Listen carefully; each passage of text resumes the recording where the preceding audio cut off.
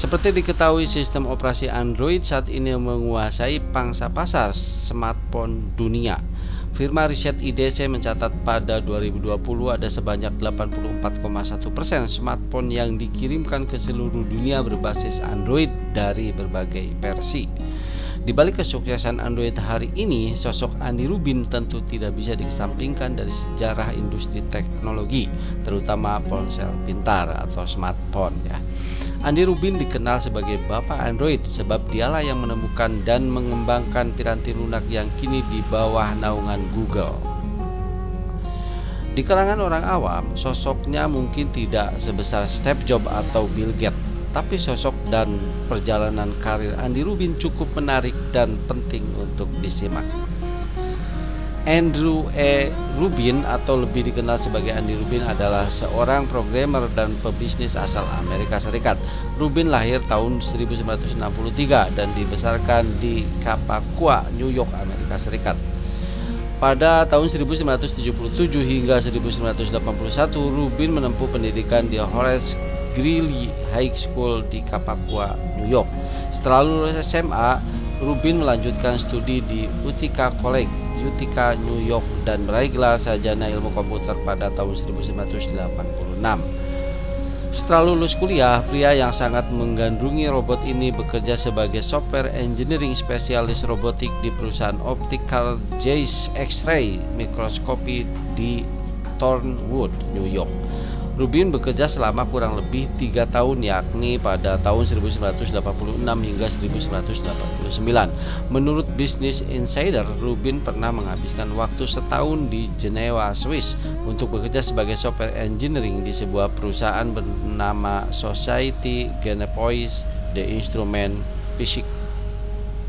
Sebelum menciptakan Android, Rubin pernah bekerja untuk Apple. Rubin diterima bekerja di Apple dengan cara yang cukup unik. Suatu hari pada tahun 1989, Rubin berlibur ke Pulau Cayman. Di sana ia secara tidak sengaja bertemu dengan Bill Caswell, seorang engineer di Apple kala itu. Caswell diceritakan diusir dari kotek tempat dia menginap setelah cekcok dengan kekasihnya. Karena itulah Rubin menawarkan tempat istirahat kepada Caswell. Sebagai balas budi, Caswell pun menawarkan pekerjaan di Apple kepada Rubin.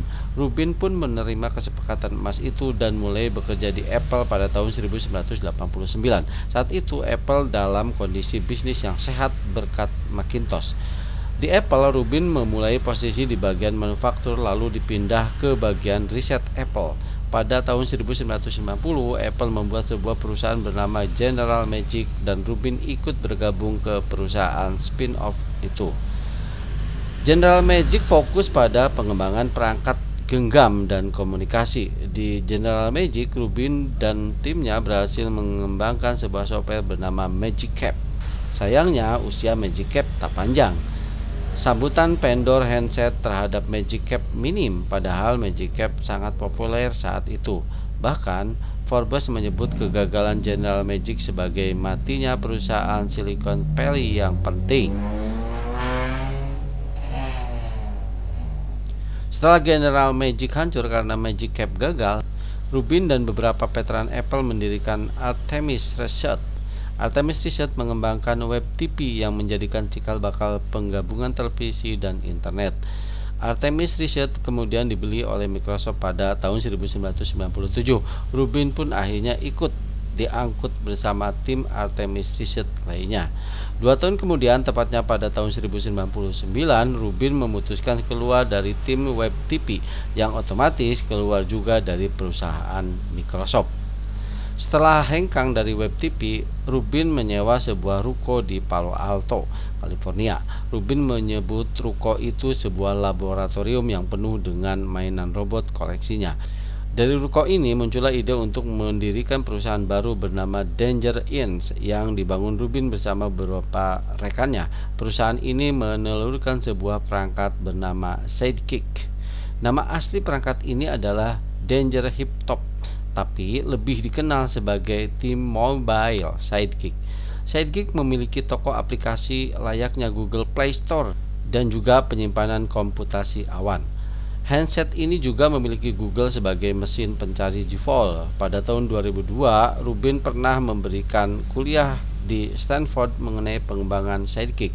Rupanya dua pendiri Google yakni Larry Page dan Sergey Brin itu hadir di perkuliahan tersebut.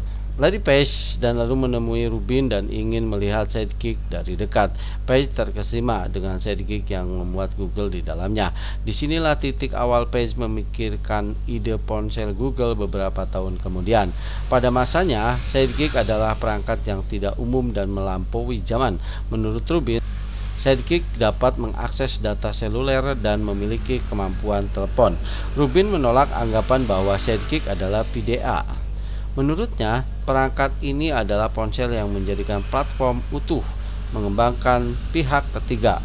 Dan hari ini, apa yang dimiliki Sidekick menjadi hal yang lumrah, di mana ponsel dijelajahi banyak aplikasi pihak ketiga. Rubin akhirnya meninggalkan Danger Inn dan mendirikan Android pada tahun 2003. Pria berzodiak Pisces ini adalah penggemar berat robotik, sampai-sampai mantan rekan kerjanya di Apple dulu menjuluki Android. Akhirnya julukan itu digunakan Rubin untuk menamai piranti lunak yang sedang dia kembangkan. Awalnya Android akan dimaksudkan untuk menjadikan sistem operasi kamera digital, lalu rencana itu berubah menjadi pengembangan sistem operasi mobile. Rubin yang pikirannya selalu visioner mengatakan Android berangkat dari sebuah ide sederhana, yakni menyediakan platform mobile yang tangguh dan terbuka sehingga bisa mendorong inovasi lebih cepat demi keuntungan pelanggan. Perusahaan modal Venture Redpoint Venture menjadi penyokong awal pengembangan Android, tapi modal pengembangan Android rupanya cukup besar. Rubin dan seluruh tim Android yang saat itu hanya berjumlah 8 orang akhirnya memutar otak mencari pendanaan. Mereka semua akhirnya terbang ke Seoul, Korea Selatan untuk menawarkan ide Android pada Samsung. Kejadian itu berlangsung sekitar tahun 2005, di mana Samsung saat itu sudah menjadi vendor ponsel besar global. Rubin mempresentasikan Android di hadapan 20 eksekutif Samsung. Bukannya antusias, para petinggi malah terdiam. Singkat cerita, Samsung menolak ide Android yang ditawarkan Rubin. Sekitar 2 minggu setelah ketidakberuntungannya di Seoul, kabar baik datang dan menjadi titik balik kesuksesan Android hingga kini. Pada Juli 2005, Google kemudian mengakuisisi Android setelah Page mendengar ide tentang Android dari Rubin pada awal tahun 2005. Setelah diakuisisi, Android resmi berada di bawah payung Google. Ibarat jodoh, saat itu Google juga tengah mencari cara untuk mengubah industri mobile. Page dan Brin khawatir Microsoft bakal lebih cepat dari mereka, dan Rubin datang di waktu yang tepat. Di sisi lain, Page telah jatuh cinta dengan gagasan Rubin dikala banyak orang menilai idenya gila. Hal itu pernah diungkap Page saat Rubin undur diri dari jabatannya di Google tahun 2014 lalu. Google membeli Android senilai 50 juta dolar Amerika Serikat saat itu, ditambah dengan sejumlah insentif. Pertengahan tahun 2005, seluruh tim kecil Android diboyong ke markas Google di Mountain View. Rubin menjadi senior vice president konten mobile dan digital yang bertugas mengawasi pengembangan Android. Tahun 2007, Android resmi diperkenalkan secara komersil. Di bawah Google, Android diberikan kekuatan yang besar. Perusahaan raksasa itu lalu membentuk Open Handset Alliance untuk mengembangkan perangkat bagi Android. Perangkat Android yang ada di pasaran bukanlah buatan Google, melainkan vendor handset lain seperti Motorola, Samsung, dan HTC. Pada tanggal 31 Oktober 2014, Rubin mengumumkan pengunduran dirinya dari Google setelah 9 tahun bekerja di perusahaan teknologi raksasa itu. Jabatan Kepala Sistem Operasi Android akhirnya diisi oleh Sundar Pichai yang kini menjabat sebagai CEO Google dan Alphabet, induk perusahaan Google. Setahun setelah mundur dari Google, Rubin mendirikan perusahaan pemodal venture bernama Playground Global. Google menjadi salah satu investor perusahaan ini. Saat ini portofolio Playground Global semakin banyak, termasuk Intel dan Amazon. Pada 2016, Rubin mendirikan startup bernama Essential. Perusahaan rintisan ini membuat smartphone Android. Tahun 2017, Essential merilis ponsel pertamanya yakni PH1. Sayangnya, pasar kurang berminat dengan ponsel tersebut sehingga harganya sangat cepat turun. Pada tahun 2019, Essential mengembangkan ponsel baru dengan desain unik. Bentuknya mirip dengan remote televisi atau ponsel yang dipotong setengahnya. Ponsel tersebut diberi nama Project Gem dan rencananya akan menjadi ponsel kedua besutan Essential. Namun, pengembangan Project Gem mandek. Awal tahun 2020, Essential mengumumkan bahwa mereka menutup operasionalnya.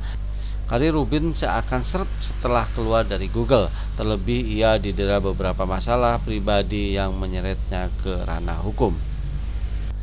Yaitulah kisah sukses perjalanan karir Andy Rubin sebagai penemu Android yang bisa dijadikan inspirasi dan motivasi bagi kita untuk selalu berkarya dan berusaha.